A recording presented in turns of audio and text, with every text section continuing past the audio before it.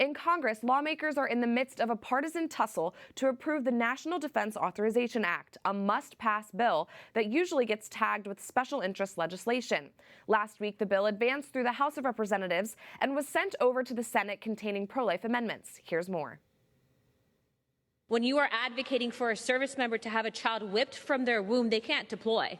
To say that this is constitutional and it's an argument, to say that Republicans are somehow attacking women in service because we support this is not only a lie, but it completely just destroys everything that this military stands for. That was Congresswoman Ana Paulina Luna, a pro-life veteran who now represents Florida's 13th district and is expecting her first child. She was speaking in favor of a pro-life amendment to the National Defense Authorization Act, also known as the NDAA. Each year, the NDAA is advanced on generally bipartisan grounds. Its purpose, to authorize funding for the U.S. military. But this year, the legislation has been controversial, with pro-life Republicans working to include amendments to suspend the Biden administration's recent extreme moves on abortion and coverage for gender-changing surgeries. Congress must restore the right that was taken away in Roe v. Wade and protect Roe v. Wade.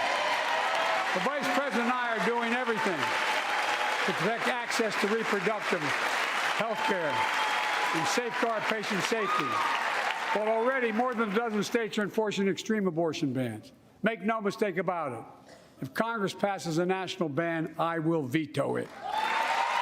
One amendment to the legislation, as it advanced out of the House, stops government-funded travel expenses for military personnel who want to obtain abortions. Last year, the Pentagon announced that they would ensure that women in the military who wanted an abortion would be able to do so on the American taxpayer's dime, even if it meant ceiling high costs to travel to a state where abortions are still available. Representative Ronnie Jackson, who introduced the pro-life amendment, says this is illegal. I urge all of my colleagues to vote in strong support of my amendment to repeal the Department of Defense's illegal and immoral abortion policy. This illegal Biden-endorsed policy has no place in our military.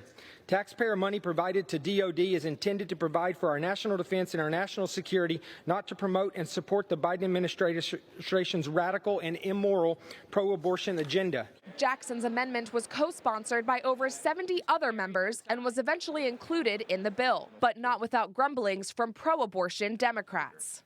This amendment puts servicewomen and military families' lives at risk by denying the basic right to travel for health care, no longer available where they are stationed. I also rise saddened and frustrated that we find ourselves here in this legislative body deciding whether or not we trust our women in uniform and our military families to make health care decisions for themselves. Now that the NDAA has been approved in the House, it advances to the Senate. The current bill includes this pro-life amendment, as well as one to ban funding for mutilating transgender surgeries for people in the military. The House version of the bill would authorize $874.3 billion in national defense spending, a 5.2% military pay increase, and additional funding for Ukraine, despite some Republican efforts to eliminate that stream. Speaker of the House Kevin McCarthy celebrated the fact that, quote, radical policies that affect the readiness of the United States military have been eliminated. Before final passage of the bill, members of both the House and Senate will conference, and Republicans hope to build on the progress they've made this past week to ensure pro-family protections. Has the Congress changed? Yes, the Congress has changed. We're keeping the commitment we said we would do. We're focusing on the principles that make America stronger and freer and keep us safer so we will never be in war again.